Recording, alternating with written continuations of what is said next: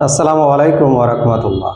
Alamgir coaching YouTube channel, Facebook page, Facebook group, ইনস্টাগ্রামের পক্ষ হতে সকলকে জানাই সুস্বাগতম। সুপ্রিয় শিক্ষার্থী, আশা করি তোমরা ভালো আছো, সুস্থ আছো। আমিও তোমাদের দোয়ায় আল্লাহর রহমতে ভালো আছি। এইচএসসি পরীক্ষা 2024 যারা অংশগ্রহণ করতে যাচ্ছ তাদের জন্য আজকের এই ভিডিওটি অত্যন্ত গুরুত্বপূর্ণ। আশা করি ভিডিওটি না টেনে মনোযোগ সহকারে শেষ সময় পর্যন্ত তোমরা দেখে থাকবে, তাহলে ভিডিও সম্পর্কে জানতে পারবে, বুঝতে পারবে, উপকৃত হবে। আজকে যে বিষয় নিয়ে তোমাদের সাথে আলোচনা করব, ব্যবসায় সংগঠন ও ব্যবস্থাপনা, প্রথম পত্র, প্রথম অধ্যায়, সৃজনশীল অনুধাবনমূলক প্রশ্ন নিয়ে তোমাদের সাথে আজকে আলোচনা করব। আশা করি শেষ সময় পর্যন্ত আমাদের সাথেই থাকবে। So let's go. অনুধাবনমূলক প্রশ্ন 1, ব্যবসায়ের মুখ্য উদ্দেশ্যটি বর্ণনা করো। 2, পুনঃরপ্তানি বলতে কি বোঝায়? 3, প্রজনন শিল্প বলতে কি বোঝায়? 4, প্রত্যক্ষ সেবা বলতে কি বোঝায়? ব্যাখ্যা করো। 5, শিল্প বলতে কি বোঝো? 6, বাণিজ্যকে কেন ব্যবসায়ের বন্টনকারী শাখা বলা হয়? 7, সামাজিক ব্যবসায় গুরুত্বপূর্ণ কেন? ব্যাখ্যা করো।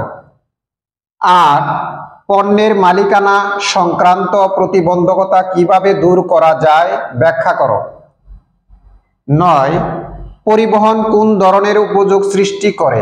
ব্যাখ্যা করো। 10, বীমা কিভাবে বাধা দূর করে?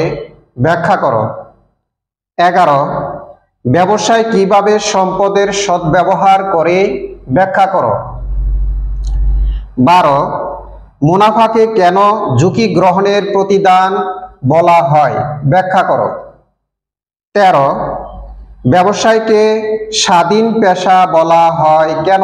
ব্যাখ্যা করো। 14, শিল্প, বাণিজ্য ও ব্যবসায়ের মধ্যে সম্পর্ক দেখাও। সুপ্রিয় শিক্ষার্থী, যে কটি শিক্ষা বোর্ড রয়েছে সবকটি শিক্ষা বোর্ডে 100% কমন পড়বে ইনশাআল্লাহ। ভিডিওটি যদি তোমাদের পছন্দ হয়, তোমাদের ভালো লাগে, তাহলে নিজেরা মনোযোগ সহকারে দেখবে।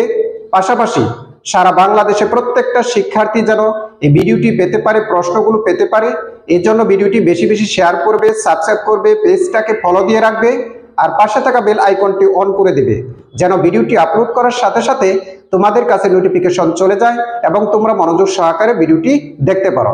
তোমরা পরীক্ষায় ভালো রেজাল্ট করো, এই প্রত্যাশায় আজকের এই ভিডিওটি আমার পিতামাতা, আমার সারা জীবনের শিক্ষক মন্ডলীদেরকে উৎসর্গ করে আজকের মতো তোমাদের কাছ থেকে এখানে বিদায় নিচ্ছি। আল্লাহ হাফেজ। আসসালামু আলাইকুম ওয়া রাহমাতুল্লাহ।